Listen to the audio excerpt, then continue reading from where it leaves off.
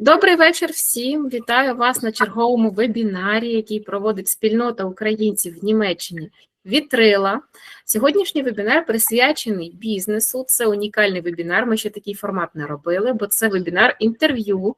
У нас сьогодні присутній наш спікер Єлизавета До, вона українка, вона відкрила власну студію, тату-студію. Зараз вона відкриває вже другу тату-студію. І дуже цікаво те, що їй всього 24 роки, і вона вже має такий величезний досвід в Німеччині, як у неї це вийшло, які у неї були складнощі, як вона себе мотивувала. Багато дуже запитань до неї маємо. Вона буде сьогодні ділитися досвідом. Також питання буде ставити ще спікер наш Олег Небесов, він є нашим лідером, він є ще головним волонтером чата допомоги в українцям в Ганновері. Також він підприємець з 26-річним досвідом в Німеччині. Другий спікер, який підхопить, якщо що Олега може викине, то Дмитро Бойко. Це також підприємець, маркетолог з 20-річним досвідом роботи на ринках Європи та України. Так що вітаю всіх, бажаю вдалого вебінару. Якщо що, я також на зв'язку, підхоплю. Зараз я додам в чат посилання на наші соцмережі. Будь ласка, додавайтеся, тому що у нас багато безкоштовних вебінарів для українців, які пов'язані з освітою, з пошуком роботи, з кар'єрою та з будуванням бізнесу. Будь ласка, підписуйтесь, щоб не пропускати наші анонси. Все, Єлизаветі, я бажаю вдалого вебінару. Дякую, що погодилися на цю авантюру. Все, гарного вечора. Дякую. Тогда я еще пару слов скажу. То есть, ну, я, во-первых, не считаю, что это авантюра, а мы сделаем такой взрослый профессиональный продукт. Я надеюсь, по крайней мере. Значит, вообще, каким образом я на Елизавету вышел, или как мы познакомились? Как уже сказали, я уже 3-й год админ чата помощи в Ганновере. И где-то с начала этого года или с конца прошлого мы задумали, знаете, как в чат помощи обсуждаются какие-то обычные беженские вопросы, и постоянно кто-то как-то пытается протолкнуть какую-то рекламу, дай бог, в лучшем случае это просто реклама, в худшем, в основном это какое-то еще с элементами там какого-то мошенничества или какой-то там незарегистрированная деятельность и все такое. Ну, в общем-то, мы решили, что это надо каким-то образом, команда админов чата решила, что надо это упорядочить, и мы решили так, что давайте-ка, когда если реклама легальная и все соответствует нашим представлениям о прекрасном, то почему бы не брать за нее пожертвования? Вот и после пожертвования ее рекламировать, размещать на нашем ресурсе. Вот, и тут люди пошли уже, я взялся за коммуникацию с рекламодателями, и тут я обнаружил, что 99% потока предложений – это вот люди хотят что-то урвать, никакого представления о бизнесе, вот где-то что-то там на халяву или на полухаляву разместить, и абсолютное при этом непонимание, как это работает, что такое легально, что такое хорошо, что только плохо.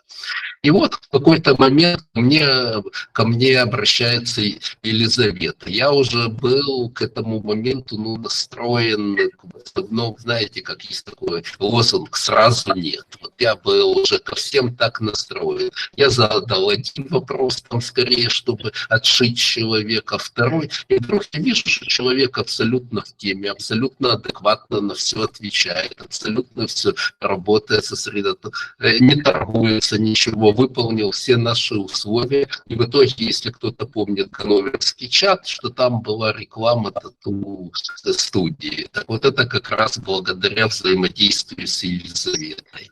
Вот. Но, естественно, если я вижу, что такое у человека отношение к делу, я через какое-то время решил поинтересоваться, а как дела, собственно говоря, потому что если все вот так, правильное отношение, должны быть правильные результаты. И мы какое-то время назад договорились договорились вот о подобном интервью. Но там сначала у нас не получалось, потому что мы вот тут больше раскропкой металла были заняты, потом у Елизаветы там начали, это рост бизнеса, я бы так сказал. И вот только сегодня интервью у нас только сегодня. Итак, ну вот это прелюдия, почему именно мы разговариваем с Елизаветой. Елизавета, давайте теперь пару слов расскажите о себе, то, что считаете нужным, и потом пойдем, чтобы люди немножко про вас знали, и потом мы начнем задавать, я начну задавать вопросы. Ладно, я немножко волнуюсь, правда. Меня зовут Лиза, мне 24 года, в этом году будет 25. Я в Германии с начала полномасштабной войны. Приехали сюда с ребенком 16 марта. Вот, также, как и все, начинали с лагерей. Вот, жили в лагере 3 месяца, потом жили в хостеле 3 месяца.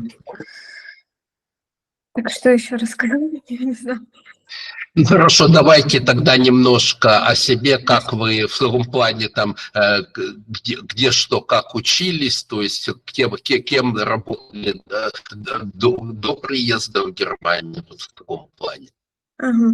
До приезда в Германию я не училась, у меня нет ни среднего образования, высшее, я закончила 11 классов, и сразу, как только исполнилось 18 лет, я работала в Ужгороде на автомобильном заводе, проработала там 1,5 года, потом вышла замуж, родила ребенка, потом проработала официантом где-то год.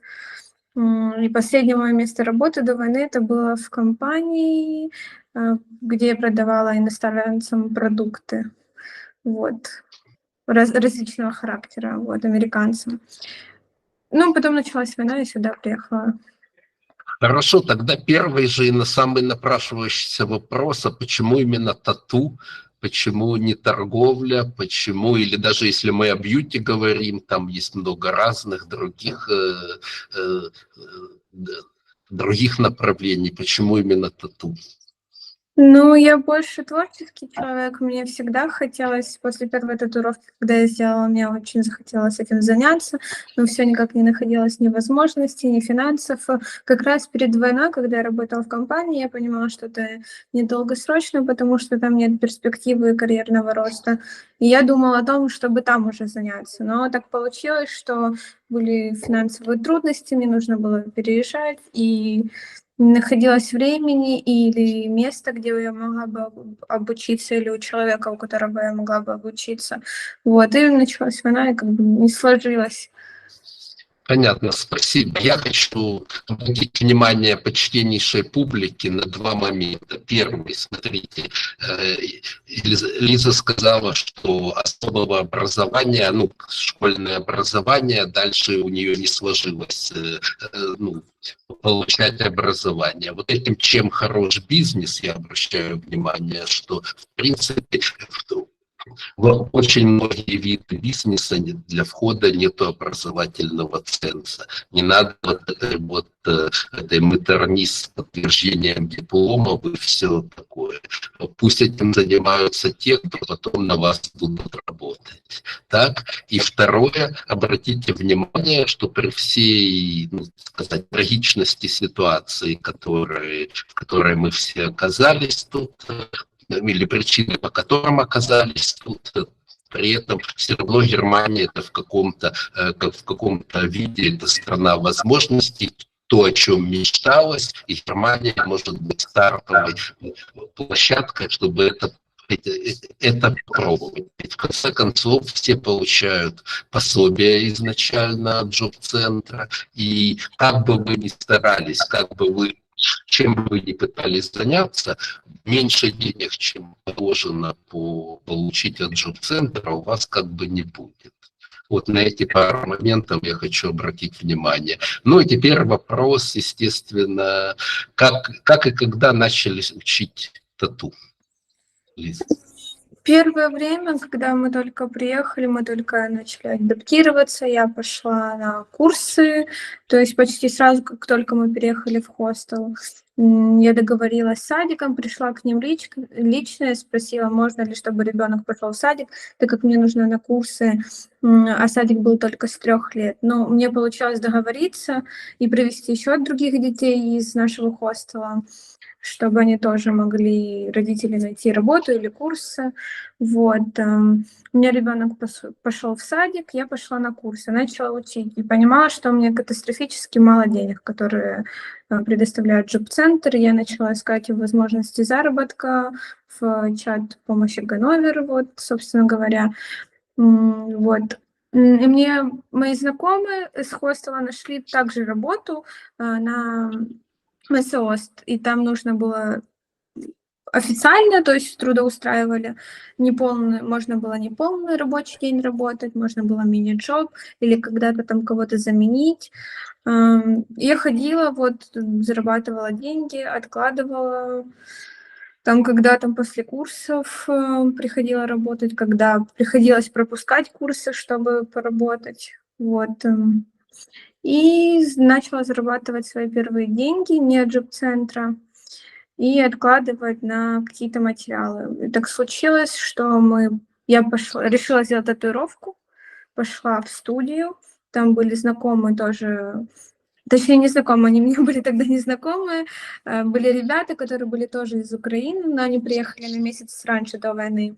И вот они сказали, что есть возможность приобрести у них машинку и как бы начать. И я у них купила свою первую машинку тогда, вложила 200 евро, и самое минимальное заказала из Алиэкспресса, там учебные материалы, и начала учить понемногу после курсов, уделять час или 2 в день на обучение, смотря YouTube, ТикТоки, Инстаграм, все возможные доступные ресурсы.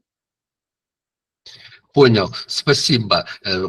Лиза, вы просто, ну скажем так, ходячий учебник вот правильного отношения к жизни, правильного бизнес-подхода. Я обращаю внимание, может быть, на такой чисто житейский момент, что Лиза с чего начала? Что пошла в детский садик, сначала договорилась о себе, насчет своего ребенка, а потом еще полхостела привела, если я правильно услышал. Да.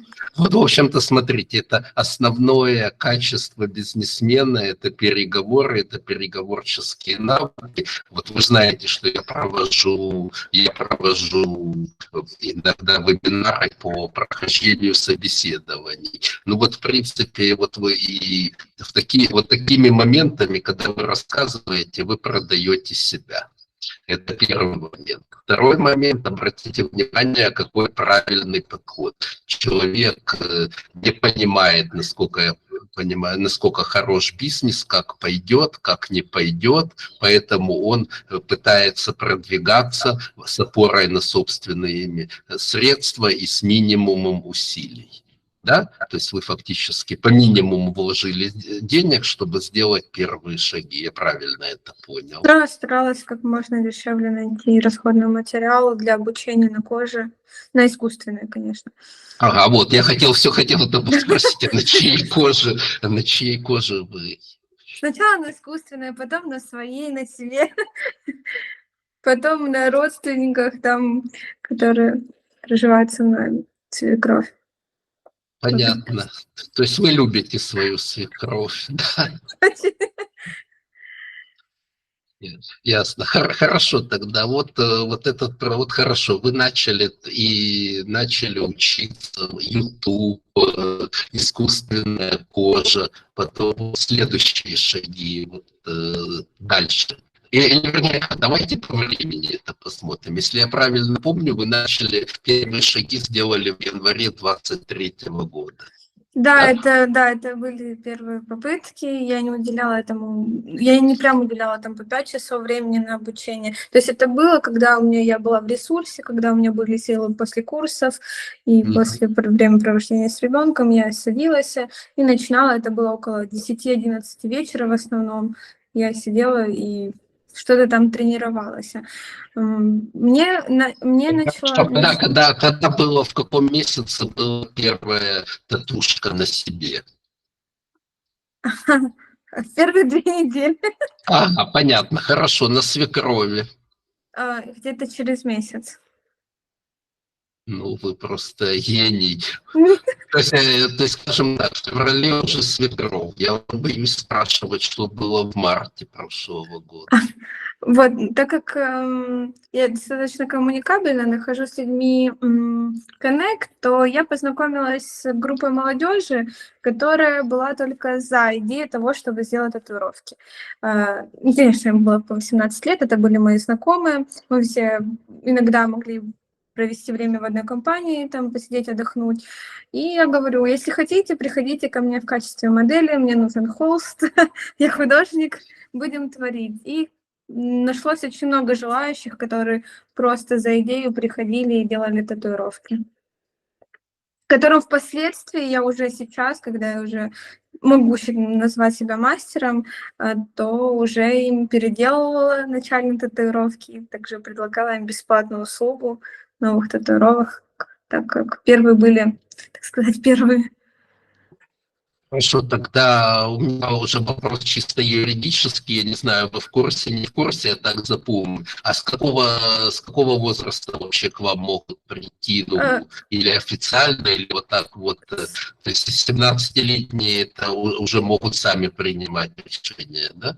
С 18 лет могут приходить делать татуировки, но с разрешением родителей, то есть один из родителей приходит, с 16 лет заполняет бланки соответственные, там паспортные данные, плюс соглашение кисрийский, там 2 бланка, очень много пунктов, которые они должны прочитать, познакомиться уже прежде всего, потом подписать и назначить дату. Мгм. Хорошо, то есть у вас вы нашли тусовку, где можно, ну так сказать, потенциальная как бы клиентура, вы поняли, что ваше, ну скажем так, ваше мастерство пользуется спросом, так? Да, но это было небольшое количество людей. Да, Это да. были, ну, там пара человек, может, в месяц, потому что, говорю, у меня не было столько много времени, чтобы заниматься этим полноценно. Так, хорошо, тогда мы не будем там месячно спрашивать про 23-й год, но вот когда был следующий как бы этап, шаг, я знаю, я помню, что вы в декабре 23-го зарегистрировали ГВРП, Да, да? первую. Вот, хорошо, вот давайте до этого, я не знаю, в мае, в июне были какие-то вот продвижения в плане вашего мастерства?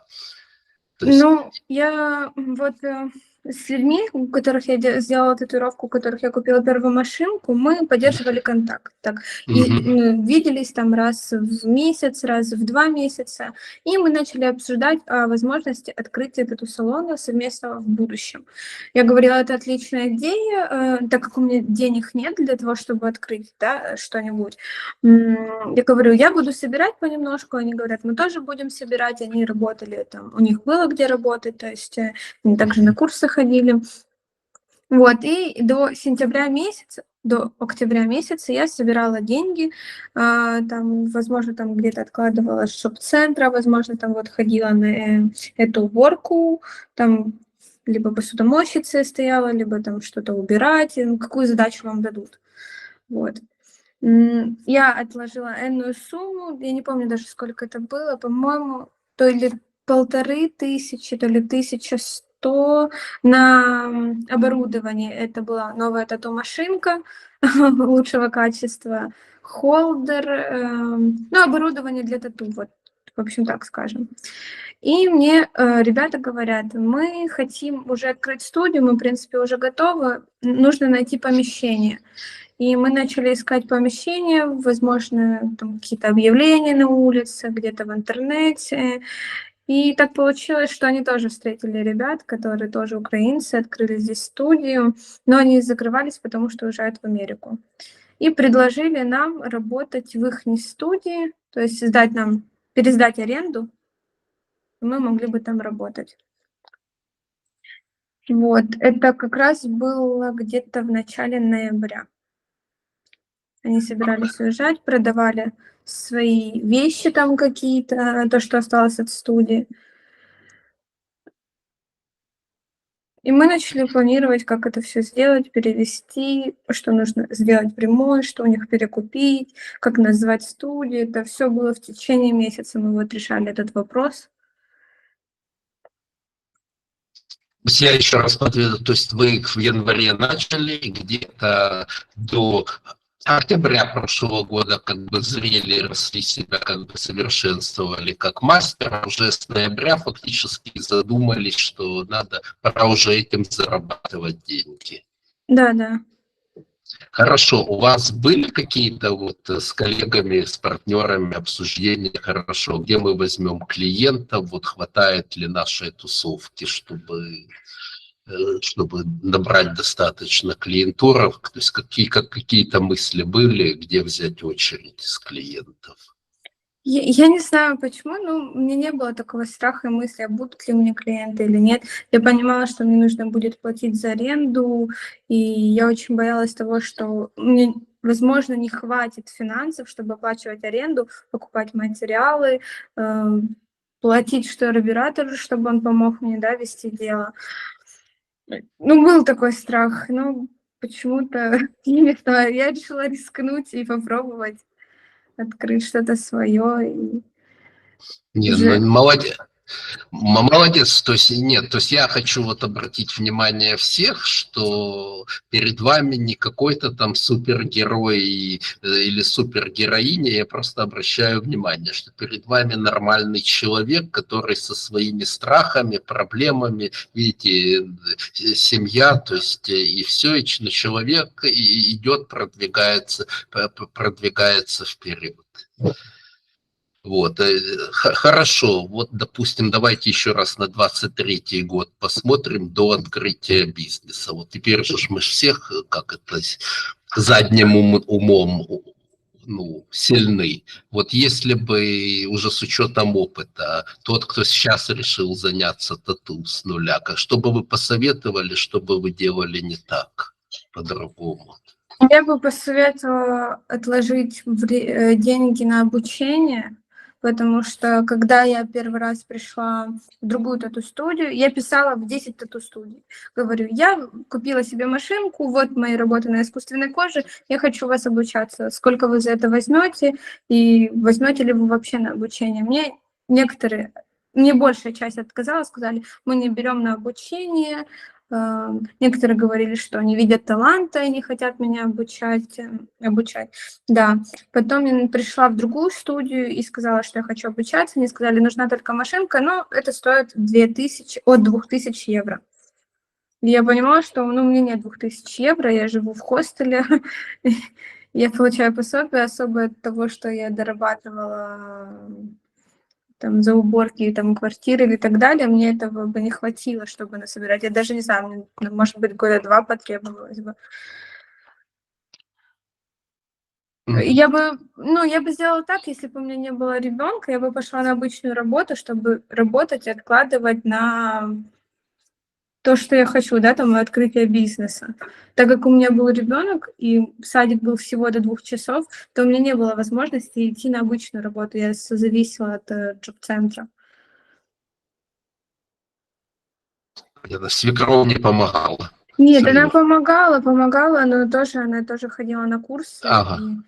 Да, в этом сложность была. Понятно, хорошо, давайте для разнообразия, у нас есть одна поднятая рука, давайте попробуем вам со стороны вопросы дадут. Мар'яна, пожалуйста. Да, доброго дня. Ліза, скажіть, тобто у вас немає сертифікату тату-майстра, так? Ні, сертифікат не нужен. Я чому цікавлюсь, тому що я теж по приїзду в Німеччину вивчилася на тату-майстра, але я саме вчилася. Спочатку в Києві вчилася, їздила до майстра, потім на тату-конвенції. Тобто в мене сертифікат український, від українського майстра. Якщо тут відкривати геверби, або займатися цим, чи потрібен, по-перше, сертифікат? По-друге, чи потрібна медична освіта? Тому що в Чехії для того, щоб ти працював тату-майстром, ти зобов'язаний мати довідку, сертифікат про закінчення медичних якихось там курсів, чи хоча б медичну якусь основу мати. Чи потрібно це в Німеччині для старту? Насколько я писала в студии, да, в основном смотрят на твое портфолио, то есть как ты работаешь. А по поводу медицинского образования не нужно, но ты должен знать генплан, как работать, как обрабатывать, куда деваются иголки, вот это вот все, чем обрабатываются поверхности. Можно отдельно пройти курсы, это стоит 300 евро. И тебе дают бумажку, соответственно. Либо у тебя есть гигиен-план, да, вот у нас в студии я делала его, как мыть полы, как все обрабатывать, это все у тебя должно быть в наличии, в бумажном виде, и должно соблюдаться, то есть когда придет проверка, чтобы это все было в наличии. Ну, тобто, якщо в мене є сертифікат, але український, да, про те, що я закінчила цей курс, да, тобто, звісно, я вивчала все. Перше, з чого ми починаємо вчитися, це гігієна. Це найперше, з чого вчать тату. Тобто ти якби основу все рівно це пройшов. Тобто, якщо що, катується цей сертифікат чи ні? Саме украинский. Такой профессии даже в джоб-центре, вот мы звонили, узнавали, можно ли там, допустим, обучиться, сказали, такой профессии, как тату-мастер, нету здесь. Это ну, її і в Україні нема. Да, и вот поэтому они как бы и не требуют этого сертификата. Вот, допустим, в каких-то других сферах, да, вот я писала, есть тут такая популярная сеть в Европе и в Украине, Vian Tattoo называется. Я у них спрашивала даже по поводу пирсинга, чтобы делать, нужен ли сертификат. Они мне сказали, что главное портфолио, а не наличие сертификата. Портфоліо. Яка кількість робіт має бути в портфоліо? Тому що деякі салони, ну я там теж спілкувалася, там кажуть, у вас має бути там мінімум 10-13 живих робіт, не на штучній шкірі, тобто вже на людях. А это, наверное, все больше индивидуально от каждой студии, потому что вот почему я открыла второй салон, потому что я написала во все студии, которые возможно. Вот у меня есть там небольшой опыт работы, мне ответили некоторые, что нет, все места заняты, к сожалению, и не знают, когда освободятся, потому что тату-мастеров очень много, мест очень мало, и... Ну, тату-салон, він же не бере вас як найманого працівника, да? Ви, грубо Есть кажучи, разные условия. От за це я хотіла дізнатися. Чи ви орендуєте в них тільки місце, да, і приносите своє обладнання, тобто свій стіл, да, свій холдер, свої інструменти, чи ви можете там бути як найманий працівник, тобто для того, щоб не створювати свій геверби, не відкривати? Есть разные студии, которые могут оформить мини-джоб, которые могут сдать в аренду. Есть тату-став, они, по-моему, сейчас, или не став, какой-то я забыла, они предоставляют сейчас возможность арендовать просто место. Открывайте гивербы клиента и работайте там. Они предоставляют там кушетку, кажется, холдер. Это вот последнее, что я писала, это было месяц назад до открытия салона. Вот, и они предоставляют просто на аренду место. А в основном студии идут на 60 на 40. То есть ваши 40, студії забирають 60. Так і працюють.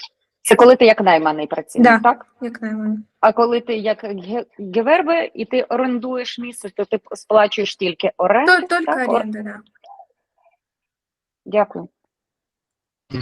Хорошо, то есть, но я так понимаю, Марьяна, так наоборот, как-то в первую очередь хочет попытаться как наемный сотрудник, чтобы не рисковать. Я правильно понял? Ну, по-перше, я працюю зараз, тобто тату це в мене як додаткове. Тобто в мене є міні-джоб, на жаль, на повний день не можу вийти, бо в мене 3 дітей. От, тому якби тату для мене дуже зручно, тому що якщо це десь поруч, ти можеш підбирати для клієнтів час, коли діти десь, ну якби. Ну, і, собственно кажучи, я на старшому і на чоловікові, це були мої перші моделі, на яких я свої перші десь 10 тату зробила, от далі вже пішли там знайомі друзі. От, але вже хочеться теж якось, ну, в маси виходити. Вот, но у меня уже тогда, коли эта тема возникла наемных сотрудников, и, Лиза, вы сказали, что 60/40, ну, идет дележ оплаты, то есть сотруднику 40% получается. А Да. как, если это наемный сотрудник, как решается вопрос с минимальной оплатой труда, который там 12 или 13 евро сейчас? Всегда, ну, получается попадать, или на это закрывают глаза? А там же нет фиксированной ставки, то есть то это немножко про другое. Это все зависит от работы, от размера работы, от расположения работы, от стиля работы, от сложности, от телосложения человека. Поэтому это все, и цены выстраиваются индивидуально. То есть очень редко, когда люди приходят с одинаковыми эскизами, чтобы сделать одно и то же, да, и вы сказали им там одинаковую цену. Хотя цена тоже может варьироваться, потому что площадь объема у человека у одного 15, да, у другого нужно 20 сделать, чтобы это уместно выглядело. Поэтому там нет фиксированной ставки, то есть это занимается администратор, который высчитывает там, да, приблизительную стоимость, сколько уйдет на материалы, сколько приблизительно часов и так далее. То есть это по большей части тоже зарплата — это риски, потому что бывает недели хорошо клиентов, неделя нет, неделя опять есть, неделя нет.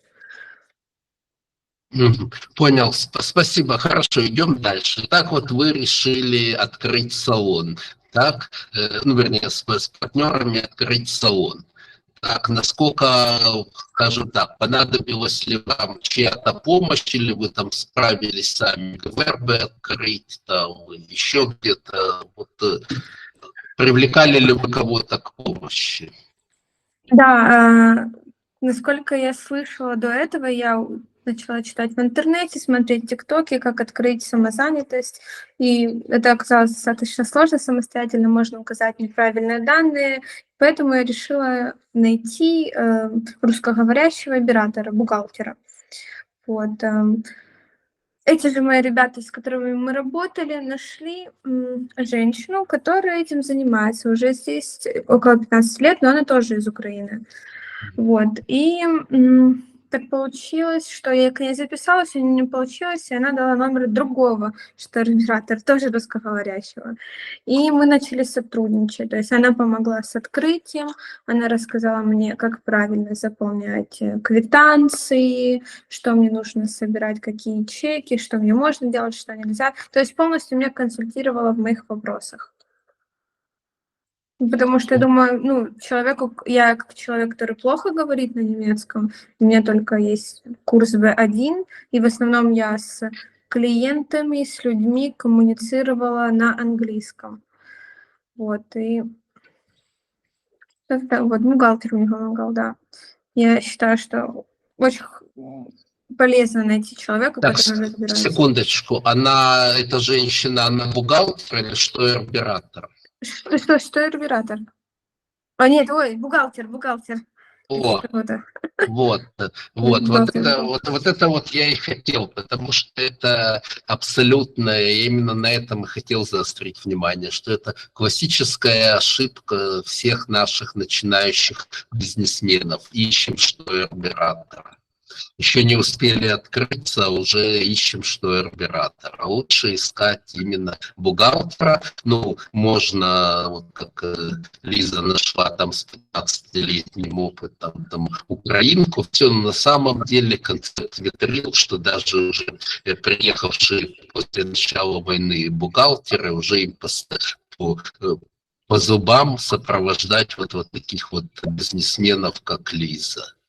Это намного дешевле. Это секретная информация, сколько бухгалтер стоит? Я даже не знаю, ну, каждый раз было по-разному. Понятно, хорошо, тогда не буду спрашивать. Хорошо. Вот, понимаете как, я просто почему так дотошно как бы допрашиваю, потому что, ну, вот сидят люди, которые, ну, как бы тоже вот думают, а как, а сложно, а потяну, не потяну, а какие там это, вот, поэтому вот я вот так вот влезаю в мелочи. Дальше, хорошо, студия открылась. вот пришли первые клиенты. Как вы их начали? Ну вот вы им сделали работу, они платят деньги. Как вы им это все оформляли? Сейчас хотела сказать по поводу А, бухгалтера, что я вот общалась и с другими предпринимателями, и везде цены разные, каждый человек берет по-разному. У кого-то там брали просто за открытие 200 евро, у кого-то 100, то есть это все зависит, какого человека вы найдете. мгм. А по поводу первых клиентов, когда у меня были первые клиенты, я, конечно же, как начинающий тату-мастер, я предупреждала о том, что у меня такой-то, такой-то опыт, согласны ли вы? Они говорили, да, мы согласны, мне нравится ваша работа. То есть они видели в профиль, да, все выставлены мои работы. Вот мы делали татуировку, оплата производилась в конце, я им выписывала чек. Первый год не нужен кассовый аппарат. Вот, поэтому можно было выписывать, можно сейчас просто выписывать чеки. Покупаете чековую книжку, заказываете на Амазоне, где хотите, да. Можно, по-моему, даже в Росмане купить. Все, там идет двойной листик, в который вы пишете свои данные, сумму, свои данные или название вашего предприятия, да, как вы в Гибербе указали, адрес, где это происходило, дату, подпись. И Да. имя, кому вы выписываете этот чек. И НДС. Или вы как Кляйнгер? Клиент был. У вас Кляйн был ГВРБ. Да-да. Тогда можно это без НДС работать. Это как бы... Да, мне говорили, у меня есть строчка, мне говорили, я могу вписывать эту в сумму, а могу не вписывать. То есть, как удобно. Нет, подождите секундочку. У вас Кляйн ГВРБ или у вас... Нет, у меня Кляйн ГВРБ, у ребят Ах. был обычный. То есть они вписывали процент.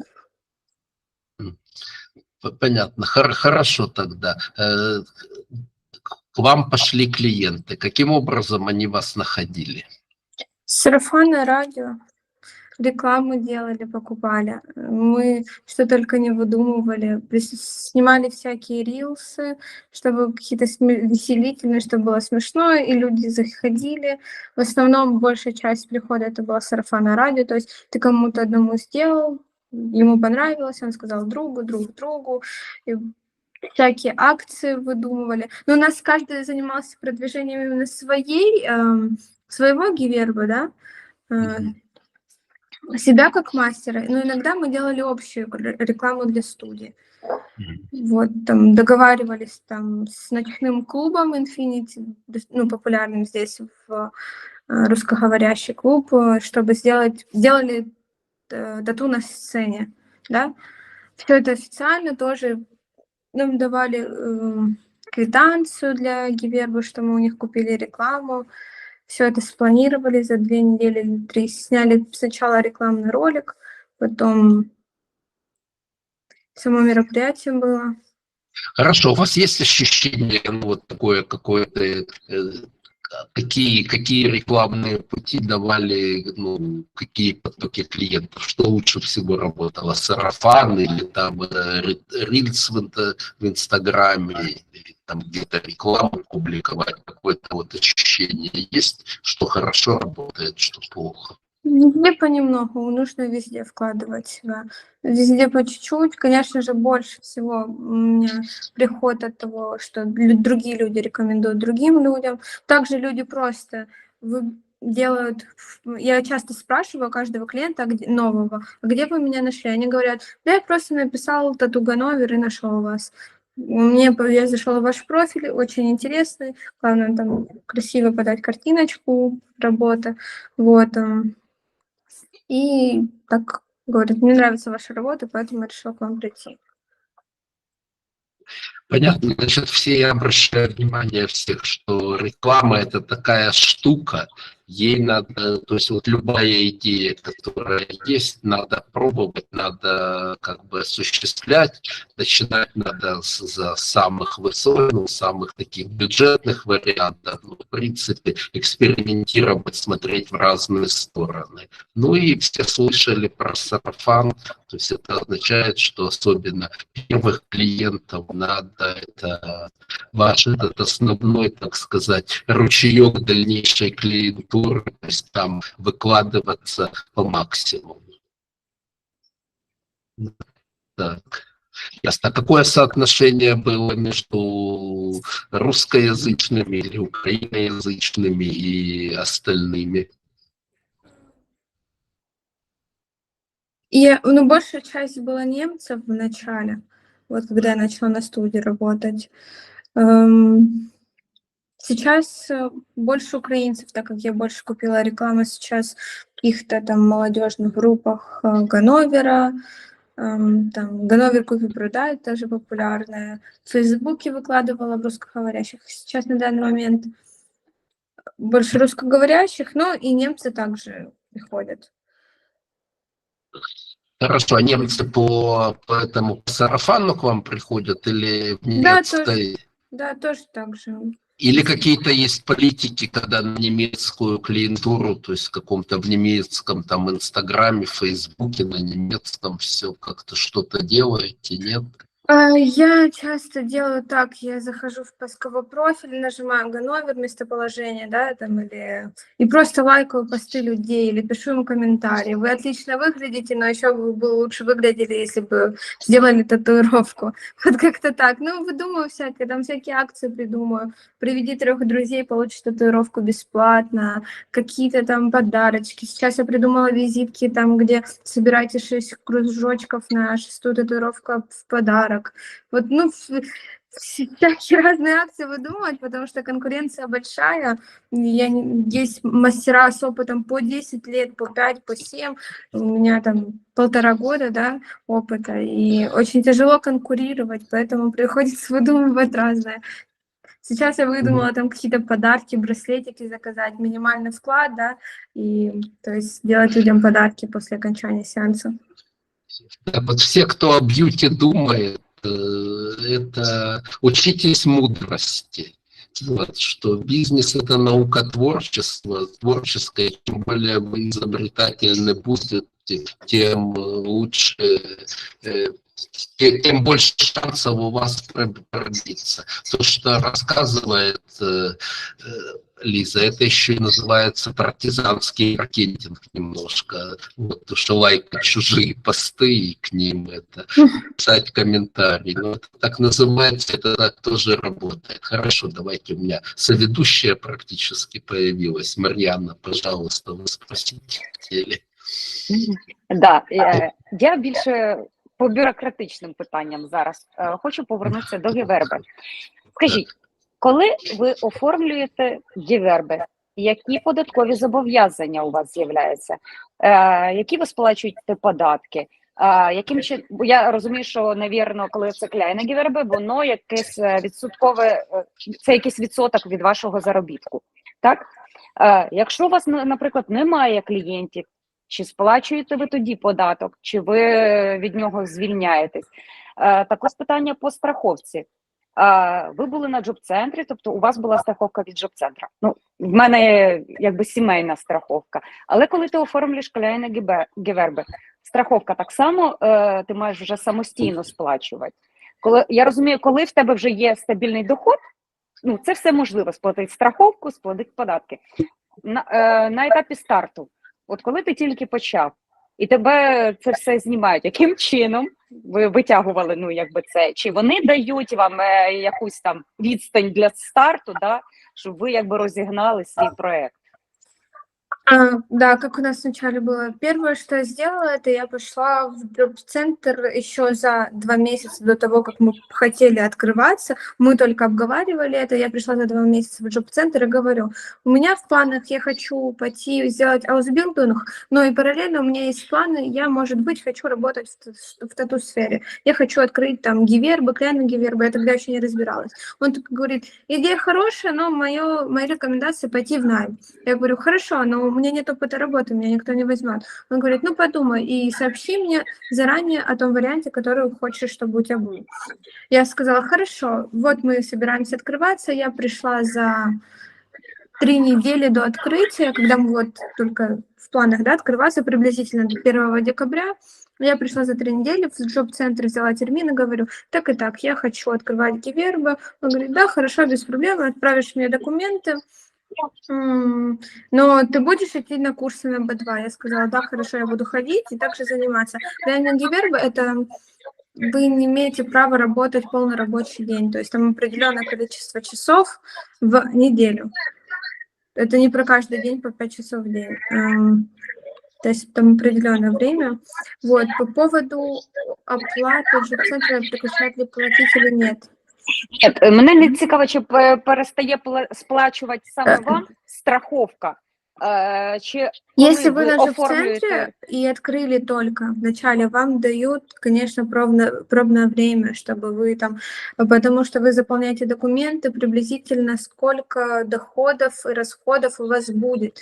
Это было самое сложное, наверное, указать, потому что ты не работал в этой сфере, ты не знаешь, какие тут цены, ты не знаешь, сколько ты будешь тратить, даже приблизительно, потому что ты не заказывал до этого, да, такое там количество определенное, там мало, там, может, для пару человек, вот. Мы указывали там приблизительно, с потолка вот так вот брали цены, сколько у нас выйдет. Прошло полгода, и мне джоб-центр как бы платил, потому что первые полгода у меня был 1 месяц очень большой минус, второй там еще чуть-чуть меньше минус, то есть открытие – это всегда убытки, и они понимают это и помогают, если не хватает, особенно когда дети. По поводу страховки, я не знаю, но мне кажется, что должна оплачиваться, но это больше надо проконсультироваться с оператором в джоб-центре, он подскажет, потому что разные налоговые классы есть, всякие факторы наличия ребенка. Марьяна, да, извините, я вмешаюсь. Я так, судя по вашему вопросу, и понял, что вы наши другие вебинары по бизнесу еще не слушали. Вот, я вам скажу прямо, что вот, я проводил вебинар или 2 даже вебинара по поводу видов бизнеса, как это налогооблагается, как это со страховками происходит. Вот Дмитрий Бойко проводил вебинары на эту тему. Так, я прошу прощения, у кого идет фонд какой-то или радио? Ага. Вот, все, теперь тихо вроде бы стало. Вот, значит, смотрите, что получается. Вот прослушайте вебинары эти, узнаете много интересного. Лизе не повезло, потому что они еще в прошлом году как бы собирались открываться. А в этом году у нас есть славная наша Job Turbo. Вот, Job Turbo – это и кнут, и пряник. Вот, и просто тем, кто нерадивый, тем достается кнут. Кто борется активно за то, чтобы уйти с пособия всеми способами, тем помогают.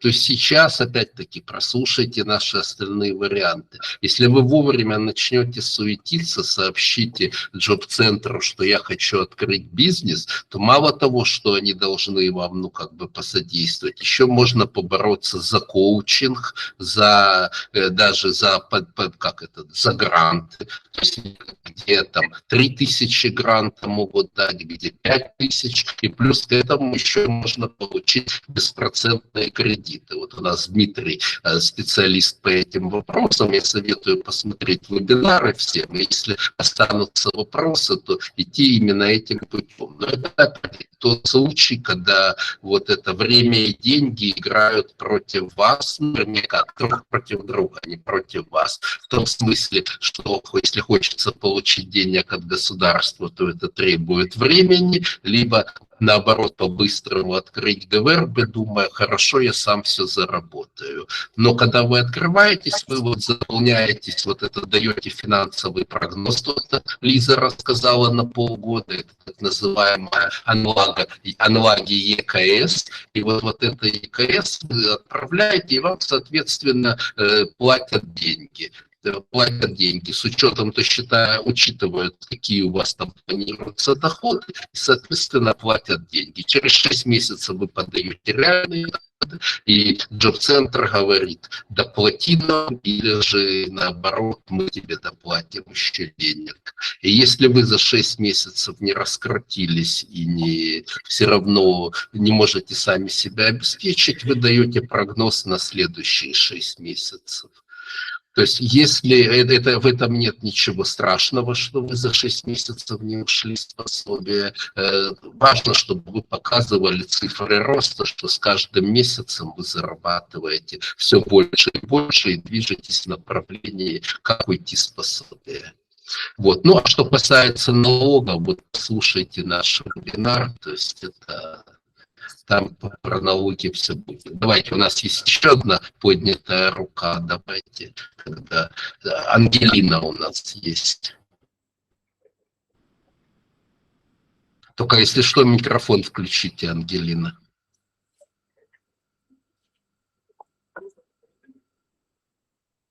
Так, хорошо, Ангелине тогда попробуем позже. Или что-то случилось? Ладно, хорошо. Да, можно я спрошу, меня выбросила с чата. Да, хорошо. У меня вопрос по поводу помещения. Если нет возможности в ближайшее время найти где-то свободное помещение, то можно ли у себя как бы дома начинать весь этот процесс с клиентами, работу? К сожалению, нельзя, так как должны быть определенные условия работы. Это должна быть, если, допустим, большая, да, квартира, есть отдельная комната, где никто не спит, не ест, то есть есть санитарные условия. Должен быть отдельный туалет для клиентов, должны быть, ну, все стерильно, да, там же тот же гигиен-плана придерживаться, как вы обрабатываете, то есть все должно быть отдельно для клиента. Даже нельзя просто спасибо. дома работать. Хорошо, спасибо. Ну, смотрите, студий много, вы говорите, невозможно открыть. То есть я понимаю, что когда вы говорите, что нет возможности открыть помещение, это, я так понимаю, перевожу цинично, нет денег. Так вот, подумайте о том, чтобы студий много, чтобы арендовать почасово. Студий много, они не работают 24 часа в сутки. Им тоже интересно, все равно они все должны платить МИПу свою. Если кто-то им в этом поможет, то почему нет? Хорошо, Алло, спасибо. да. Лиза, я правильно советую или же... Да, есть почасов, есть даже, когда работают разные мастера из разных сфер в одном помещении, в одном здании. Вот у меня есть знакомая, которая женщина, да, которая наращивает волосы, она в центре снимает в аренду помещение в большом здании, где есть несколько комнат, которые сдаются в аренду. Как отдельно помещение, также можно, я думаю, и найти, где почасово сдается студия. Ангелина, вы из Ганновера? Нет, я из Торгова, это возле Ляйпцига. Понятно. Город.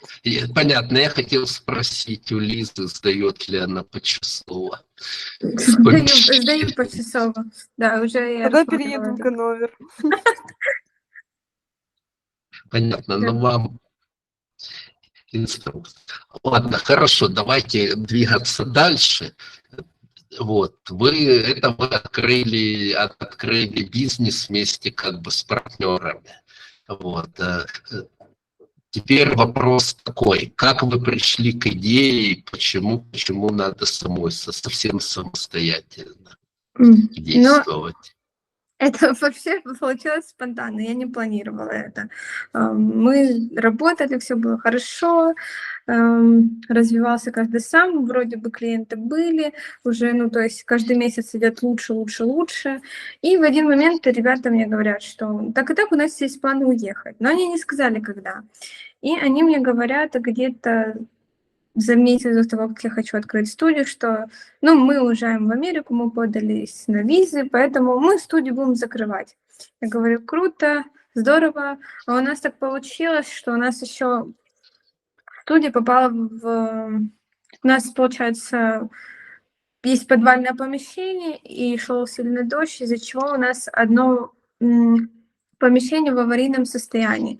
И даже если бы они уехали, чтобы арендовать там очень дорого для одного человека, плюс кауцион тоже, да, там не весь хотели вернуть, плюс ремонт собираются делать только в конце сентября, и как бы возможности там остаться, чтобы продолжить работать и нанять или предоставить возможность арендовать другим людям не было. И поэтому я ничего лучше не решила, как написать во все студии, чтобы устроиться на работу. Но никто, к сожалению, мне только 4 откликнулись, 3 из которых были заняты, и с одной мы назначили термин на встречу, но это было за час езды отсюда. Они открывали новую студию, уже вторую. Вот. Я начала параллельно думать о том, что мне делать. То есть 4 дня я была в раздумьях, и 4 дня я мониторила всякие сайты там с помещениями. Думаю, почему бы не попробовать. Я начала искать, и я, честно говорю, я нашла помещение за 3 дня. Это получилось просто спонтанно, что я зашла на eBay, прописала, я так, человек, не знающий немецкий, да, хорошо.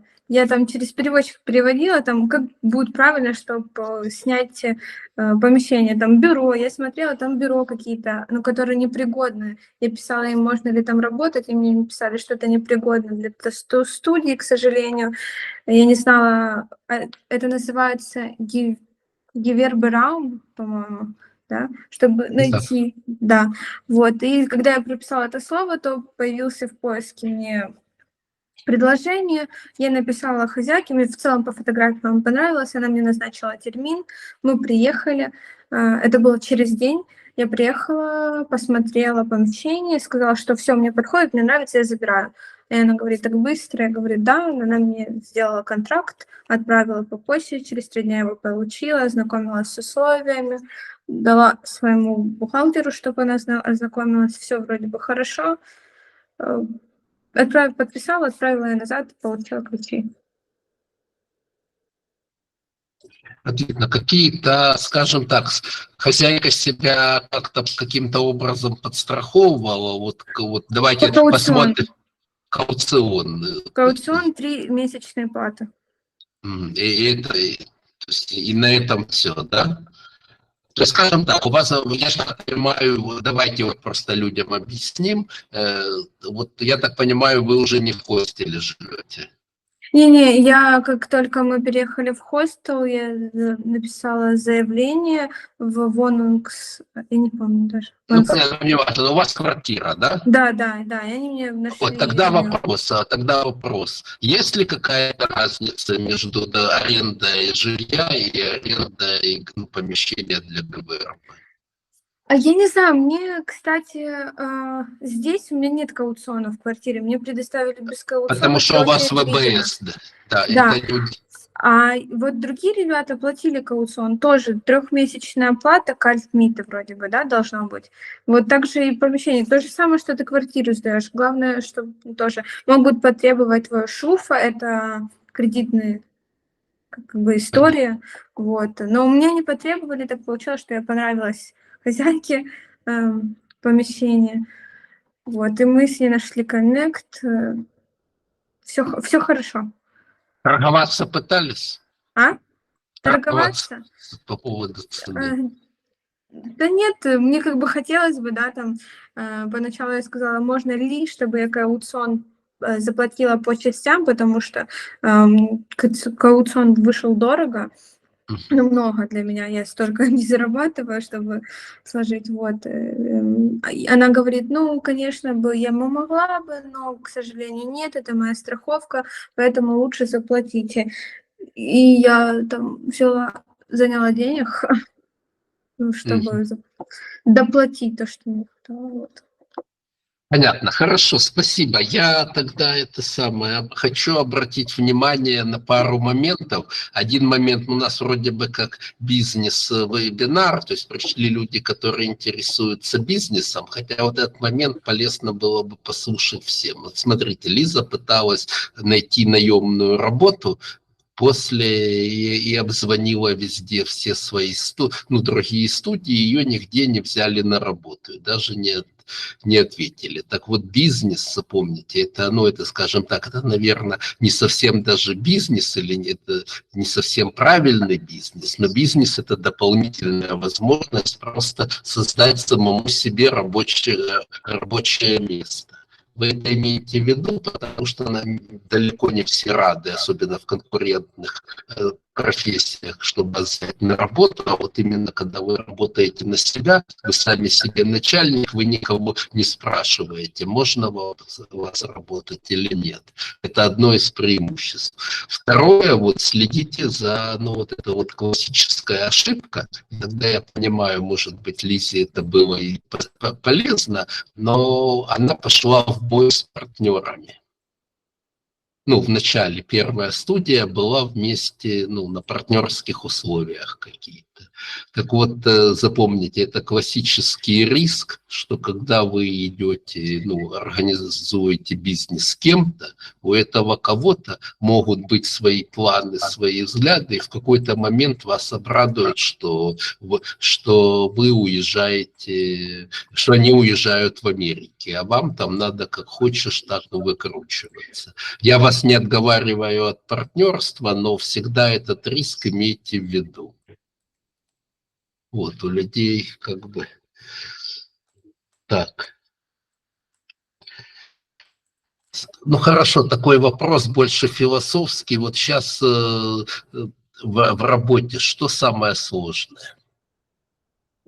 Самое сложное — знать точно все правила, что можно делать, что нельзя. В плане, что должно быть на эту студию, чего не должно, потому что опыт работы у меня в студии маленький. Вот, а ребята, с которыми мы открыли, они тоже недолго работали в эту студию, поэтому мы тоже не уверены, что все могли делать правильно на прошлое. Сейчас я мониторю там искусственный интеллект, Google, чтобы все было по правилам, чтобы если кто-то пришел, у меня не было проблем с законом, чтобы все было по закону. Вот это самый сложный аспект, наверное. Понятно. Скажем так, я бы в этом отношении Google бы не доверял искусственному интеллекту. Вот, но знаете, что попробуйте сделать? Это стоит немножко денег, но оно того стоит. Вы же наверняка знаете студии в Ганновере, в которых, вы даже по внешнему виду понимаете, что у них там все хорошо и все в порядке. Придите к владельцу и скажите, можно ли у вас получить платную консультацию. Желательно в другом районе, где они вам не конкуренты, но давайте вы на Подбельской штрассе, где-нибудь в Линдене или в Гарпсоне, те же самые правила игры, и просто скажите, вот на что мне начинающие обратить внимание. Часа или 2 часов консультации достаточно, но это именно практический совет. Это первый. И второй, это относится к любым профессиям. Знаете, наши соотечественники открыли тату, я уверен, есть действующие, но если не в Ганновере, то в каком-нибудь Лейпциге, Кёльне, Франкфурте на Майне и так далее, где-то есть какие-то чаты, сети, все. Вот к вашему коллеги из дальних городов, спросите, какие у них требования, как это надо учесть, и тогда не бояться этого. Хорошо, вы хотя бы знаете, допустим, какие организации к вам могут в гости прийти? Плохо. Плохо. Ну, вот, скажем так, одни тушители в помещении есть? Да. Ага, то есть Аптечка должна быть, вот это все есть, да. И там даже должно... Я просто все в интернете читала, я знала, что это должно быть, что это даже расположение должно быть, чтобы со всех уголков было одинаково, да, расстояние, то есть высчитывали с линейкой, вот, по помещению. Аптечка должна быть, и даже, вот, говорю, гигиен-план должен быть, то есть график работы, все простикировано, лицензированные краски, конечно же, и материалы, подписаны, когда они открыты. То есть вот все эти моменты делаем.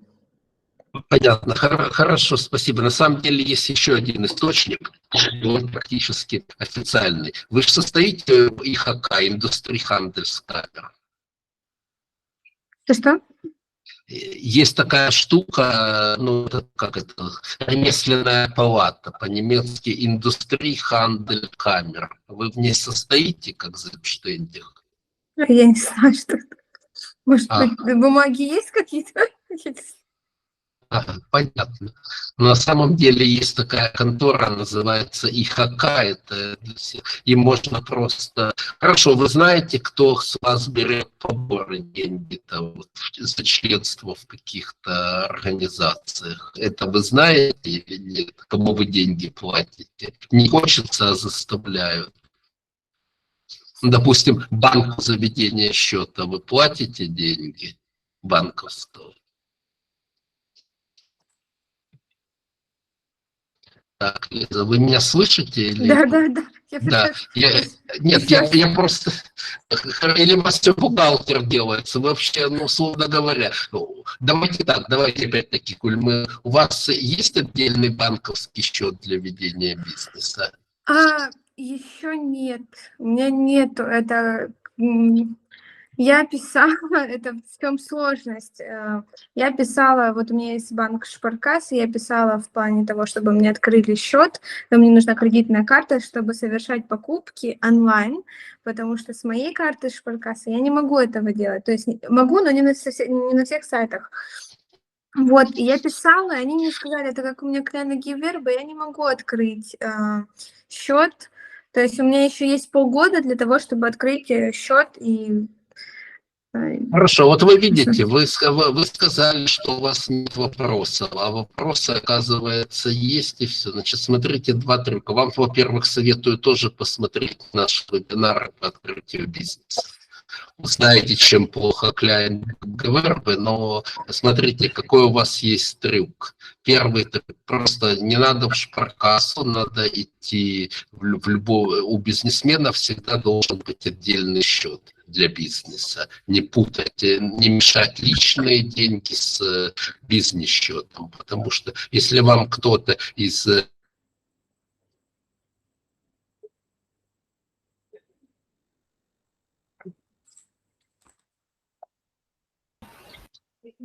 Я боюсь, что Олега выкинула. Да? Ну, не слышно Олега, сейчас может переподключиться. Не, я боюсь, что он сейчас не вернется. покинул. Дима, подхватишь? Да, расскажу про открытие счета. То есть можно открыть счет в другом банке, в любом другом банке, не знаю, тот же там Volksbank Ганновер, например, и там открыть личный счет. И тогда у вас будет два личных счета, один вот в Шпаркассе, второй в другом банке. И вы будете его использовать для ведения бизнеса, да, то есть вы с него будете что-то покупать для ведения бизнеса и принимать новые деньги для ведения бизнеса. И у вас не будут тогда потоки смешиваться ваших личных денег и денег, которые вы используете для бизнеса, потому что вам же рано или поздно надо будет посчитать все ваши расходы за год, все ваши доходы за год. И если все вот это вот в кучу смешать, то ни один бухгалтер не разберется и скажет, сами считайте, это проблема. Олег вернулся, передаю слово. Микрофон, Олег.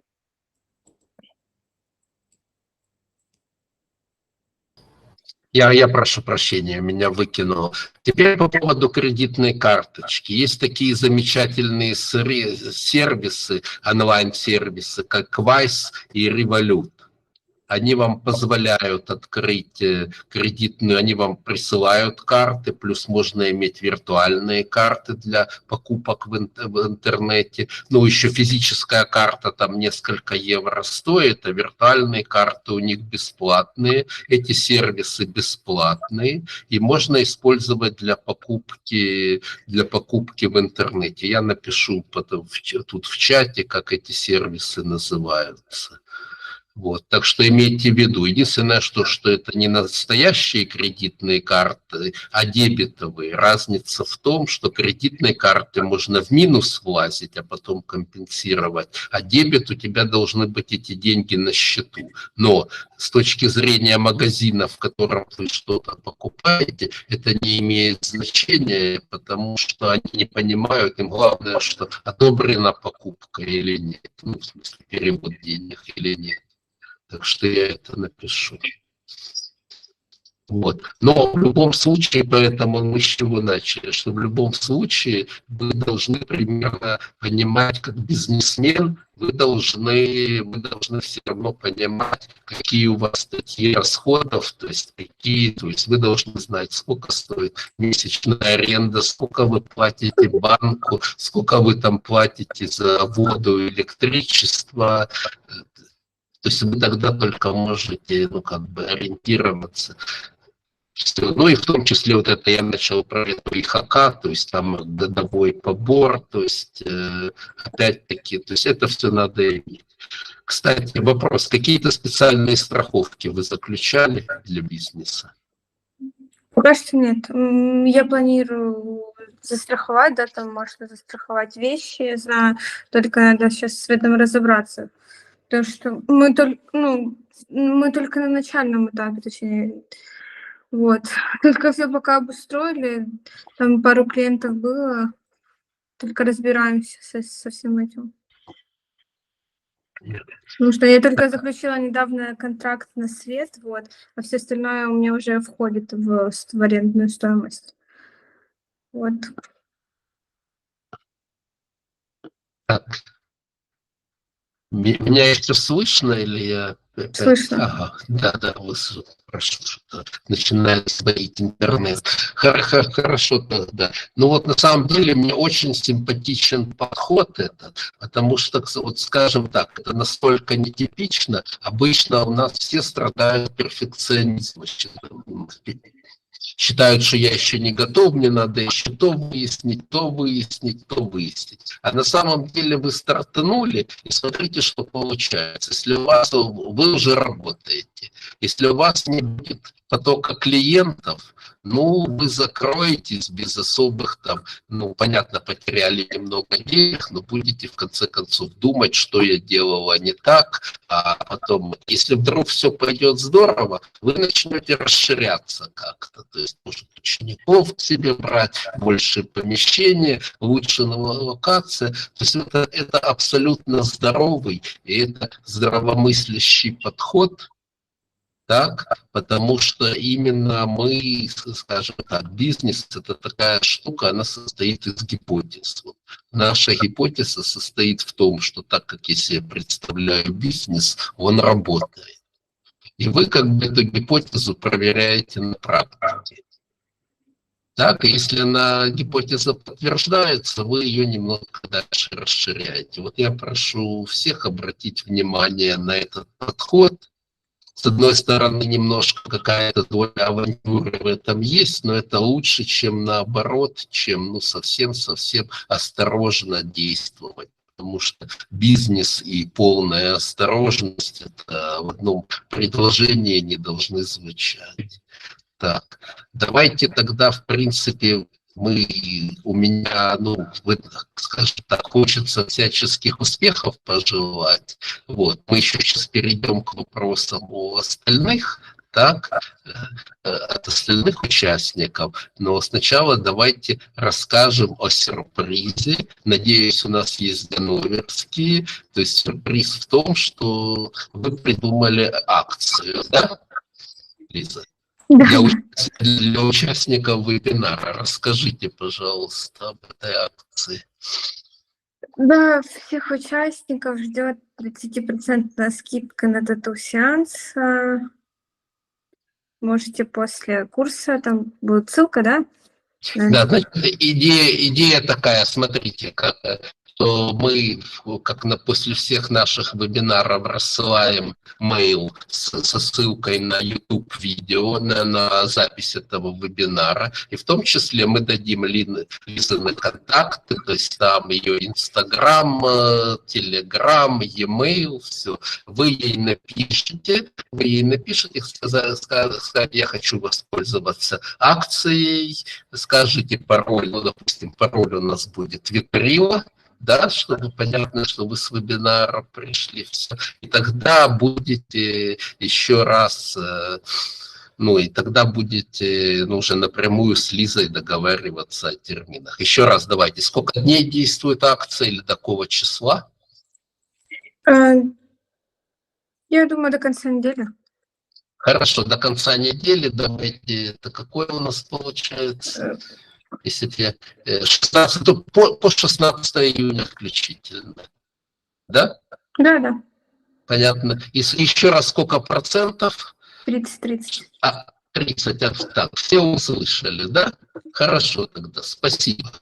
Я всяческих успехов желаю. Вот больше всего вот с такой вот, ну, скажем так, оставаться вот столь же смелой. Да? Вот это и дальше. Тогда у вас все получится. И если что, приходите, у нас, кстати, есть в Тригвах и бизнес-чат.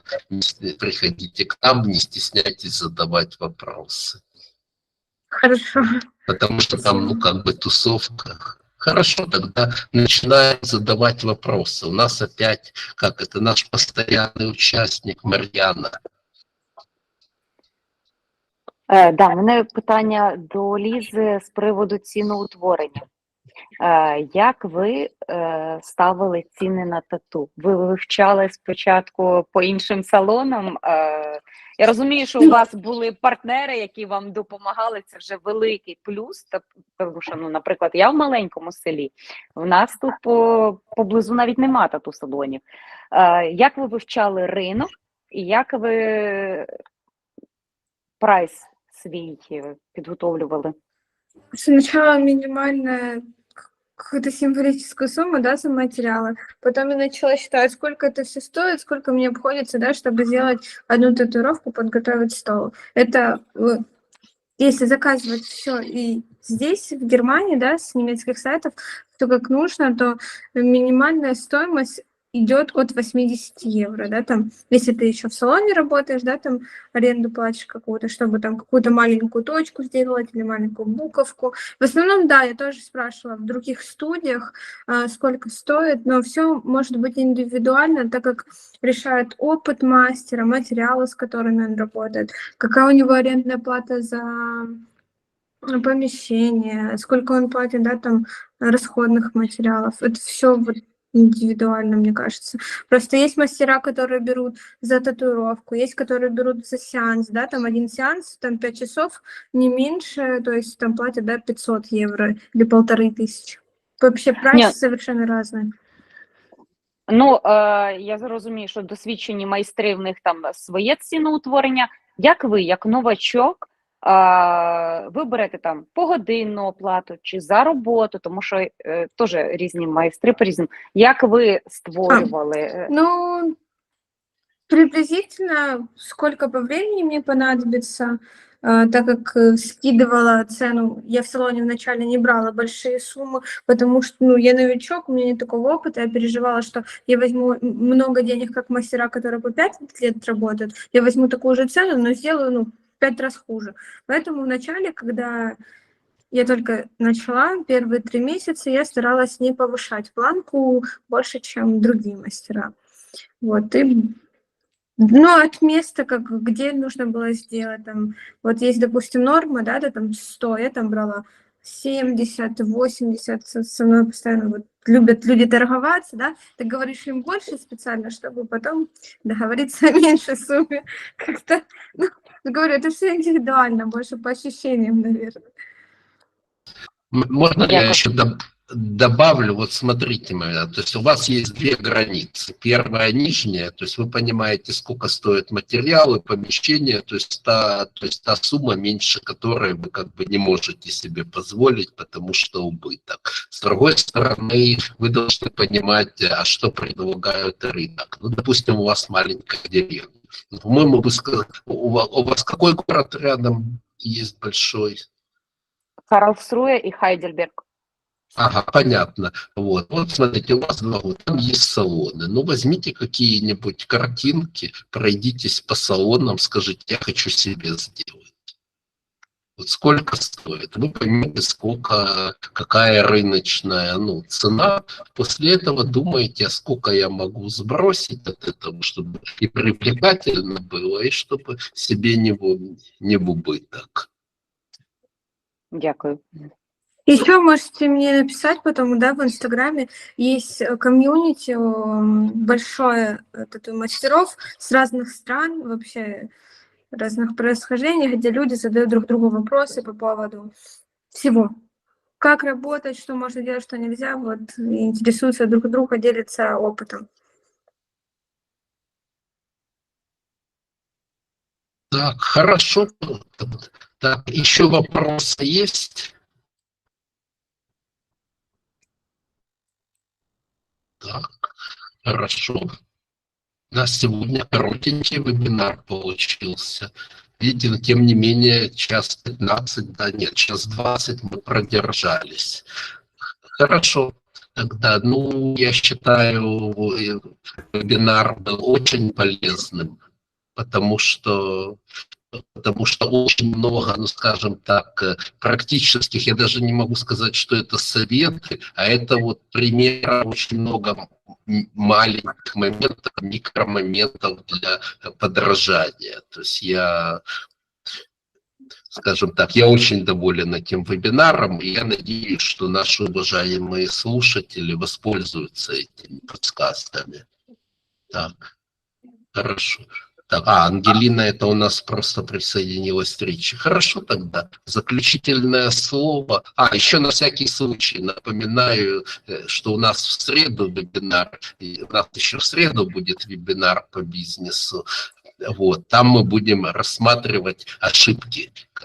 Какие ошибки обычно совершают украинские предприниматели. Мы с Дмитрием проводим его. Так что и слушать вопросы, может быть, не все ошибки мы уже услышали, может, что-то новенькое подхватим. Понятно. Хорошо. А сегодня, наверное, давайте закругляться. Лина, тогда скажи слово і будемо прощатися. Дякую Єлізаветі, дякую Олегу за цей вебінар. Хочу ще раз нагадати, що всім учасникам вебінару ми надішлемо запис на YouTube. Також ми надішлемо інформацію щодо акції Єлізавети, її посилання на її Instagram. Додавайтеся, якщо є питання, вона сказала, що до неї, в принципі, можна звернутися з чимось. Будь ласка, якщо є бажання прийняти участь в акції, також пишіть їй на Instagram або там на Telegram. Ще раз хочу нагадати, що у нас буде вебінар для бізнесменів, тож додавайтеся до нас, посилання буде посилання на реєстрацію, до речі, вже є, але якщо ви хочете подивитися на Ютубі, то посилання буде в нашій групі в Інстаграмі та в Телеграмі.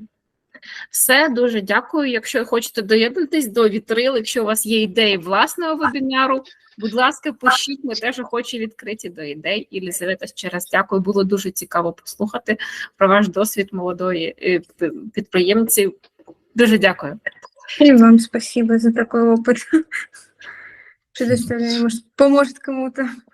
Цікаво буде зустрітися десь через рік і ще раз обговорити, що у вас нового. Я вже думаю, що буде третя чи четверта. Да, у меня уже грандиозные планы. Да, я надеюсь, что уже тема от Клеговой вы скоро уйдете. Я вам это всячески желаю. Все, всім гарного вечора. Дякую, друзі. Все, до свидания. Хорошего вечера, Лиза, вам успехов, больших высот И да, и подумайте, потому что вы покупаете материалы, и там тоже можно было бы НДС экономить. Их надо оптимизацией заниматься постоянно, подумайте. Я как-то так вот. Все понятно, общем, все сразу не осилишь, Стоп, особенно да. когда и работа, и сам все строишь. Это все нелегко, надо совсем разбираться, но как бы есть куда апгрейдить свой бизнес, свой вид собственности и так далее. Смотрите расходы, доходы, как можно сэкономить, вернуть ГНДС, как выгоднее. И, ну да, будет больше опыта, сможете, скажем так, держать крепче клиента за руку, говорить, ну, я ж НДС еще плачу, вот поэтому как бы, там, брутто, нетто 1000, но еще надо, значит, 190, надо еще НДС. А скажіть, будь ласка, я так розумію, на Kleine Gewerbe НДС не платиться, да? Чи це у вас теж все є на інших вебінарах, Но де можна... есть, в принципе, не плачется. Смотрите, я просто, ну, давайте уже чуть немножко так потребуемся, не знаю, записывается или нет. Лиза, скажите, вот в доле, вот вы делаете какую-то татушку, ну, скажем, 500 евро. Какая там доля вашей работы в этих 500 евро, а какая доля материалов, там, помещения и всего такого? Примерно. Ну, За меня все считают бухгалтер, я просто, ну, с математикой не на «ты». Вот. Но я отдавала уже, я открыла Gewerbe Kleine 1 декабря, мне уже за декабрь нужно было вот до конца лета сдать налоговый отчет, то есть за 1 месяц даже.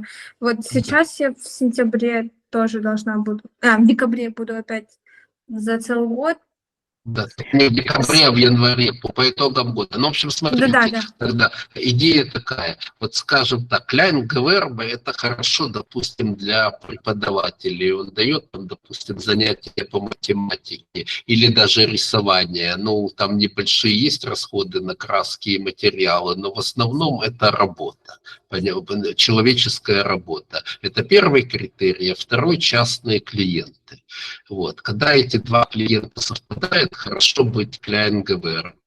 Вот. Но понятно, у вас клиенты-частники в тату, это понятно. Вот. Насчет материалов, сколько помещений, какая доля, я не понял, потому что там все идет с НДС. И когда у вас Kleine Gewerbe, вы не можете этот НДС вернуть назад. А коли звичайний Gewerbe, ти можеш подати на повернення НДС. Да, это первый момент. Второе ограничение по Kleine Gewerbe – это то, что у вас есть ограничения по деньгам, по-моему, 22 или 23 тысячи в год. 22. 22 в год. Если вы превышаете эту цифру, вас все равно автоматически как бы перекидывают на нормальный Gewerbe. Надо понимать, 22 тысячи, чтобы вы понимали, это меньше 2000 в месяц. Вот. Если вы собрались, если вы планируете уйти с пособия полностью, ну, я так понимаю, что вам государство платит 3 детей і так далі. Я не на пособі, і я не була на пособі, ну, тому для мене, якби, джоб-центр мене не цікавить. Ага, понятно. То есть это еще, тогда еще, но в любом случае вы должны понимать, что 22 тысячи это меньше 2000 в месяц. Для бизнеса это мало. То есть вы лучше думаете о том, как заработать больше денег, ну, или быть нормальным Gewerbe. То есть я считаю, что только педагогом фактически и можно заниматься, и то, который как подработка, но это не бизнес. Чи можна поєднувати Gewerbe з роботою, ну, там, міні-джоб, тайльцайт? Ну, мини-джоб вообще совсем можно как бы соединять, это вообще не проблема. Тайльцайт, да, это совмещать можно, там только надо, как это, Neben Gewerbe назвать это. Я вот только не помню, суммируются налоги или нет. Дима, ты не помнишь, если к НГВРБ добавится еще какая-то зарплата.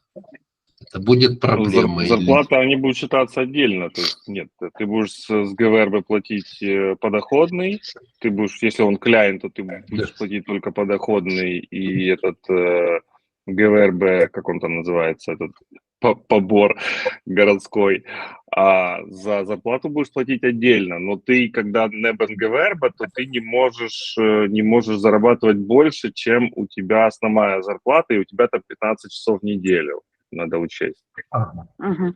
А яка ставка відсоткова на клиент?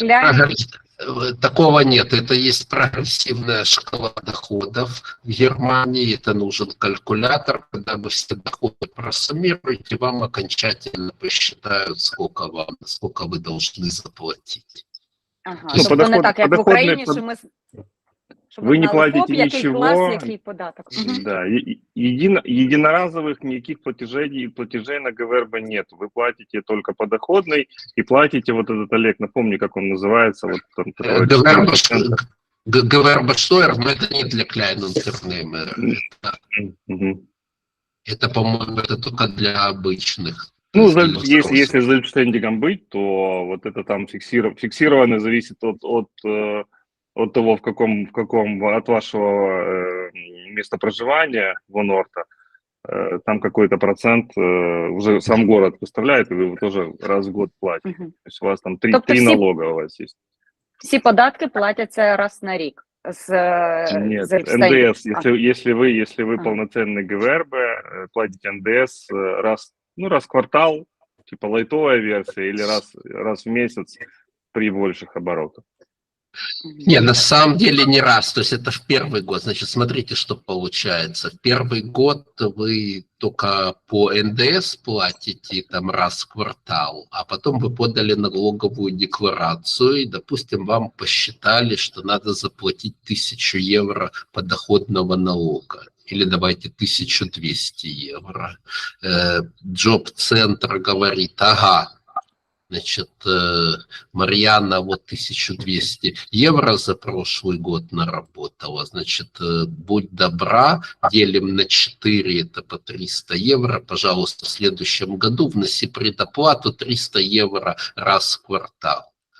Вот, и вот так вот, то есть вы платите, то есть предоплату, потом вы подаете по итогам года декларацию, там может быть больше, может быть меньше, соответственно, то ли вам возвращают деньги, то ли вы должны еще что-то доплатить. Примерно как с электричеством, вы в течение года платите там какую-то фиксированную сумму, а потом уже приходит раз в год перерасчет, и там то ли вы доплачиваете, то ли наоборот. І тобто тут вже в кінці року, коли ми робимо декларацію, нам в поміч треба штойоператор, так? А не бухгалтер. Нет, это еще одно. Штойоператор, смотрите, для этого на самом деле кто достаточно вообще компьютерной программы, которая там за 40 евро, 45, которая вам все сделает, сама сделает отчетность. Вот. Но если уж совсем не хотите вникать и не хотите тратить время, можете нанять бухгалтера, который вам это сделает. Вот. А штойоператор, понимаете, это как адвокат. Они не нужны для консультации, для расчета. Это очень дорого. Это из пушки по воробьям. Штойоператор нужен, когда у вас конфликт с финансами. Если возник конфликт, то единственный профессионал, который имеет право защищать ваши права, это как раз штойоператор.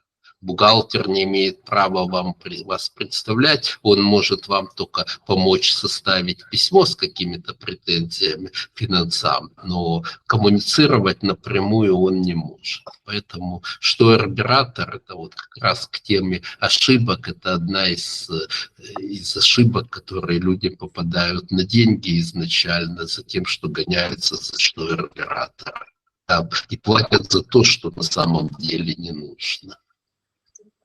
Дякую. Ну, тому що мені теж всі рекомендують, ти спочатку знайди штойоператора собі, а він тобі допоможе приділитися, типу, які ГВРБ тобі відкривати. Вот это вот типичная ошибка. Давайте вопрос по-другому сформулирую. Те люди, которые вам это самое советуют, у них свой бизнес открыт? В декого так, в декого ні. Ну вот очень странно, что те, у кого он есть, ну вот такое советую. Можливо, вони не зовсім правильно розуміють, хто їх обслуговує. Тому що Да. це теж люди, які українці були там на джоб-центрі, в основному це там в нас Да. фотографи, да, дівчата, або там хто теж б'юті-індустрією займався. Вони через джоб-центр вони шукали так само собі людину, яка допоможе їм це відкрити. Тому, можливо, це і був бухгалтер, просто вони його називають, що є оператор. Це ж... Понятно, может быть. Не, на самом деле, смотрите, что получается. Мы ж вот витрила сообщества, так? Мы про интеграцию украинцев, и причем, вернее, помощи в интеграции друг друга. И в том числе мы как бы во всех аспектах интеграции, от того, куда, какие там внеклассные занятия детям организовать, до того, как открыть свой бизнес или там как помочь с выходом на работу, то есть это. И мы как бы делаем такие как бы платформы взаимопомощи. По бизнесу у нас, ну, пока две платформы, будет больше. Первая платформа – это вот именно помощь таких организационно-бухгалтерских и таких вопросов, чтобы просто наши же люди могли помочь друг другу за демократические деньги, а не за штойербюраторские деньги, именно помочь с решением проблем, как бы, ну, как сервис, как любой сервис, только сделать это демократично. Это первое. И второе, краем уха Лизу послушали, основной эксперт у нас вот Дмитрий как раз, все равно в современном мире надо бизнес вот от того, чтобы повесили вывеску у себя на салон, никто, ну, вернее, кто-то придет, и даже кто-то придет по пропаганде, как это, пропаганда по-немецки, по сарафанному радио. Но, Вітамін Б, як вони кажуть, да? Не, витамин Б это клиенты, я имею в виду сарафанное радио, я имею в виду сарафан. Но все равно надо себя пиарить в интернете. Вот слышали, как Лиза это самое, как она там лайкает людей случайно с татуировками, еще кто-то, надо какую-то проплачивать в интернете, какую-то рекламу, ну вот с этим. И в принципе мы строим платформу, где можно, чтобы именно вот так вот как сервис, где за демократические деньги можно опять-таки раскрутиться или как бы получить от нас профессиональную помощь. Вот, так что, ну вот мы про платформы. Именно чтобы люди, потому что мы уже смеемся. Знаете, какая вот после наших вебинаров к нам иногда прилетают претензии. Знаете, какая основная? Вернее, на втором месте это претензия ко мне, это жалобы за качество звука. А на первом месте, знаете, какая? Попробуйте догадаться. Молчите, это где мы были раньше? Она слишком поздно узнали. Вот, хорошо, давайте у нас Я еще про Вика. вас тільки дізналася пару днів назад, хтось Понятно. скинув посилання, і я зразу зареєструвалася. Понятно. Ну вот видите, вот это основная наша проблема. Мы именно пытаемся тоже вот так вот выходить на всегерманский рынок. То есть мы, скажем так, мы действуем во многом как Лиза. То есть за многое хватаемся, там где-то, может, там не дорабатываем, не успевают. Ну, насправді це дуже круто, але я ж кажу, я не чула про вас раніше, я навіть зараз не можу сказати, в якій самій групі українській оце промайнуло, що буде отакий вебінар. А так, да, на жаль, информации мало. Хотелось. Ну, мы понимаем, мы виноваты, но мы пытаемся исправиться. Мы хотим выйти, то есть мы в Ганновере делаем, так сказать, офлайн, наша цель, там детские центры, все такое, вот, то есть чтобы было. Ну, а все, что касается онлайна, мы хотим на всю Германию идти. Вот, хорошо, у нас Вика хочет спросить что-то. Я ее, правда, не вижу. Ага. Если что, только микрофон включите, Вика. Алло, слышно Да. меня? Да, теперь слышно.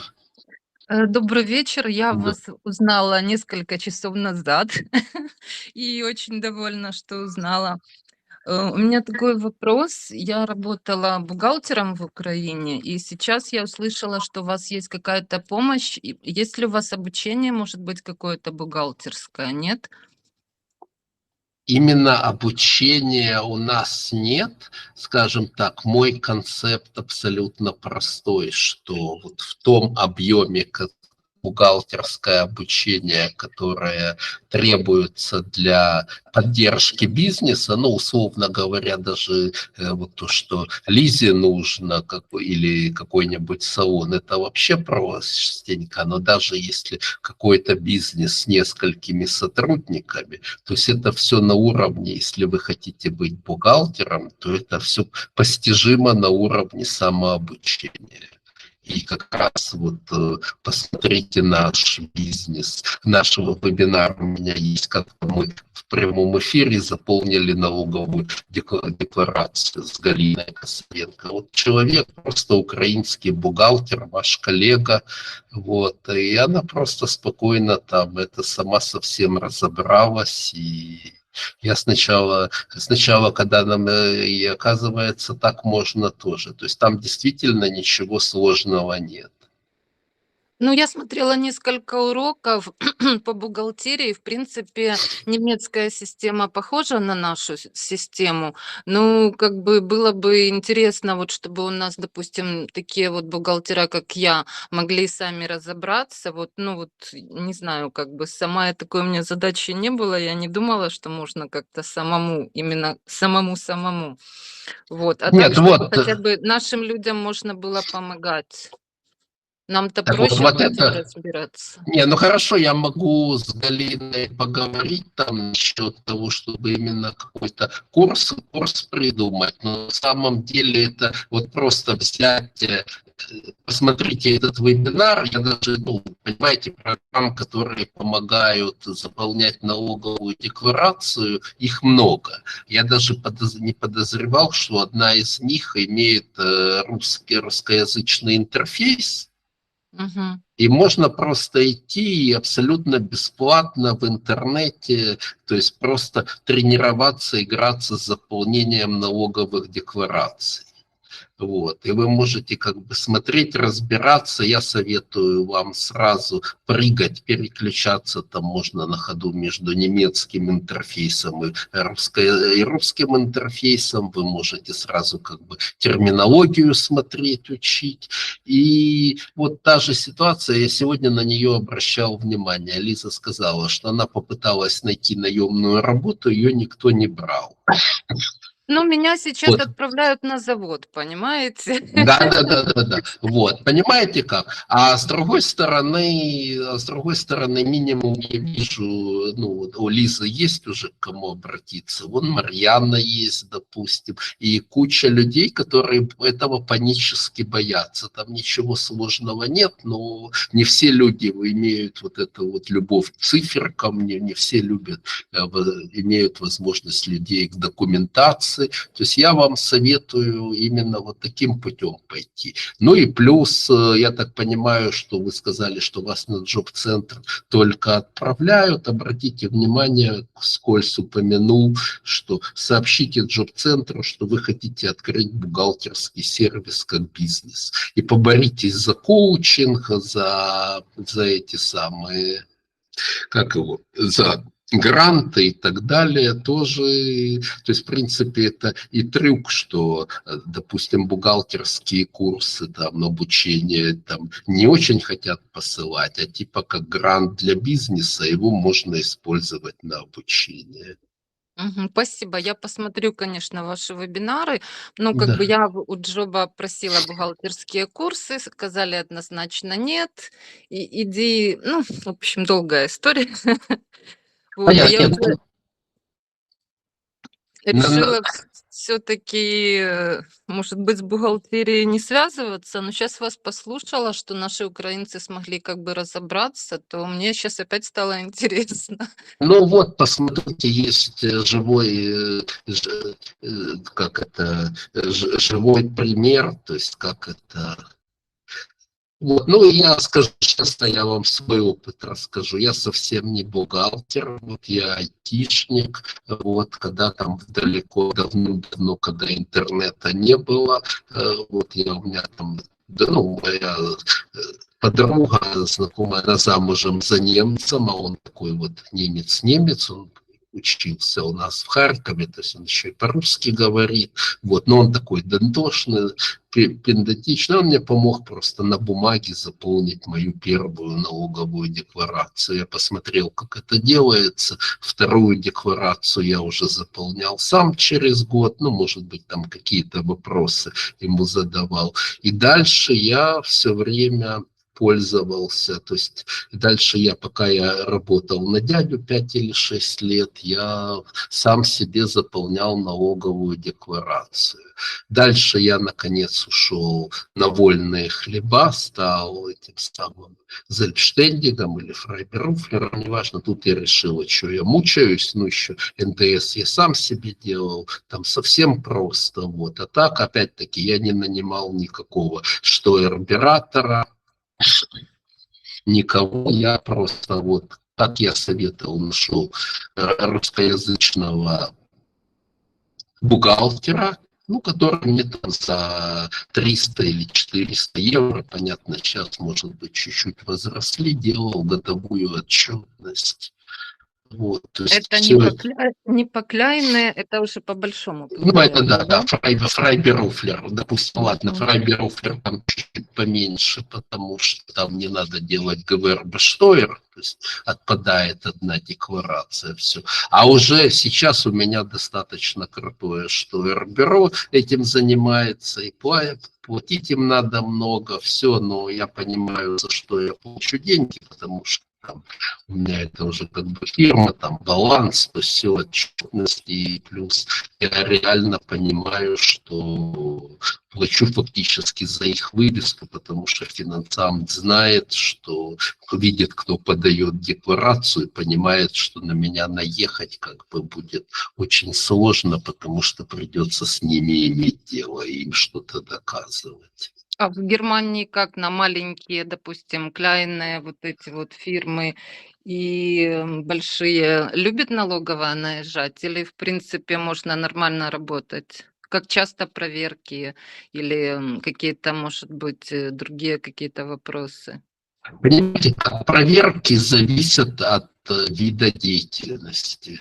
То есть, скажем так, я, допустим, айтишников трогают очень редко, потому что они просто тупо не понимают в этом бизнесе ничего. Вот. Самые любители, это кого чаще всего дергают, это торговцы, купи-продай, вот это вот они. Вот, а на втором месте это действительно, ну, вот такие вот, на втором месте это, наверное, сфера питания. Мгм. Вот, ну и третья, наверное, немножко бьюти-сфера, тоже немножко так это, к ней смотрят серьезно. Знаете, там, где наличка, очень все просто. Там, где наличка, на это смотрят более тщательно. Вот, и пытаются все время понять. Там, где работа только с безналом, и особенно где мало транзакций, ну вот я поэтому там какие-нибудь инженерные, айтишные, то есть несколько клиентов в месяц, а то и один клиент в месяц, ну и понимают, что это. Но в принципе, когда приходит проверка, то всегда надо быть готовым к тому, что ну, все равно и людям же надо что-то найти. И даже если там где-то неправо вам говорят, там, доплатите 200 евро, ну так бог Все с как ними. у нас, я поняла. Ну, то есть тоже, что человек, это там свои тонкости есть уже. То есть если у вас чем хорош штойр-оператор, То есть, ну, допустим, вам пишут, к нам, ну, тут не так, тут налоговая не врывается к вам, вот оно быстренько достали все документы и все. Это заранее заказывают, заказывают термин, так, вот, говорят, мы такого-то числа хотим к вам прийти, там документацию посмотреть. Ты им пишешь, не, я не хочу, чтобы у меня это было, вот, я, пожалуйста, вон, идите в помещение к штойр-оператору, там, пожалуйста. Возможно, если у вас штойр-оператора нет, вы можете сказать, нет, давайте я к вам приду с документами, понимаете как? То есть весь смысл в том, что когда они у вас там в бюро находятся, то, ну, это покажите, ну, то есть как бы они видят, что у вас под капотом, а Ну, когда все к как ним... у нас. Да. Система такая же, понятно. Понимаете как? То есть ситуация такая, небольшая разница есть. Вот у меня там круг общения есть какой-то, но я ни разу ни от кого не слышал, чтобы требовали денег. Или намекали, что заплати нам деньги, и мы тогда будем менее лояльны. Все. То есть у людей есть какой-то план, это само собой, то есть им нужно начальству принести какой-то, хоть какой-то результат. Понимаете как? И в этом отличие надо это понимать, и надо понимать. Если, скажем так, если у вас, вот вы знаете, что у вас все чисто, не подкопаешься, и вообще вы можете стоять глухо в обороне, я с этим не согласен, я это так не подпишу, я подпишу возражение, вот давайте условно делайте, что хотите, я буду сопротивляться, то и если вы правы, то есть шанс отстоять права у вас есть. Но, возможно, скажем так, проблема в том, что если вам выпишут какую-то там доплату, штраф, и ваше возражение не будет принято, то вы должны как бы обращаться в суд. Причем обращаться в суд за свой счет. Деньги вам вернут. Да, деньги вам потом, если вы окажетесь правы, вам вернут деньги. И адвоката, и то, что от вас хотели, все эти судебные издержки, вам все вернется. Но для начала вам надо инвестировать. Очень много вложить и очень долго ждать, понятно. Понятно. На самом деле, насчет вложить и ждать, это еще тут такая штука, как сказать, особенно если на большую сумму попали, то это может быть еще и такой инвестицией. Если вам насчитали, допустим, то есть, скажем так, если вы переплатили налоги, и когда вам их возвращают, то есть счетчик 0,5% в месяц. Если вам, допустим, несправедливо насчитали 20 тысяч налогов доплатить, а потом это вы в течение года выиграли суд 12 месяцев, то возвратят вам на 6% больше. То есть это от 20 тысяч сколько? 21 200. Так что это еще попробуйте где-то разместить деньги под 6% годовых сейчас. Понятно. А как часто они имеют право проверки делать? Вот я имею в виду маленький бизнес, допустим, когда мы только начинаем открывать. Скажем так, раз в несколько лет. Раз в несколько лет это скорее надо поспрашивать все.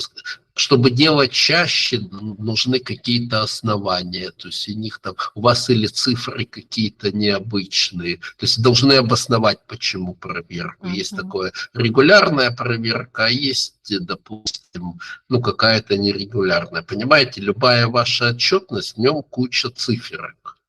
Если у вас какой-то бизнес, то, допустим, возьмем ресторан, то там понятно, на что расходы примерно, какие расходы, какие доходы, все. То есть есть с чем сравнивать, особенно сейчас в эпоху искусственного интеллекта. А у вас, допустим, какой-то аномально большой расход, я не знаю, допустим, на воду. Понятно. Когда у немцев не сходится математика, они ищут, почему это не так. Да, то есть что с этим не так? Или, допустим, опять-таки, если пищевой бизнес, то, допустим, количеству мяса проданного должно соответствовать какое-то количество этого кетчупа. Вот. Если у вас, допустим, очень большие закупки кетчупа, то это означает, что вы официальные, то это значит, Где-то не что показали мясо. где-то не показали, продаете мясо. А вот вы видите, вы это понимаете с таким пониманием, понимаете, как это самое важное качество, за что вам бизнесмены будут платить деньги, потому что им важно вот именно, чтобы их тыкал, вот так вот критически смотрел на них и тыкал, говорит, дружок, вот в этом месте ты прокалываешься. Спасибо вам огромное. Да, хорошо. Окей, ну что, окончательно закругляемся. Да. Ну, по умолчанию это будем считать. Да, все, всем хорошего вечера.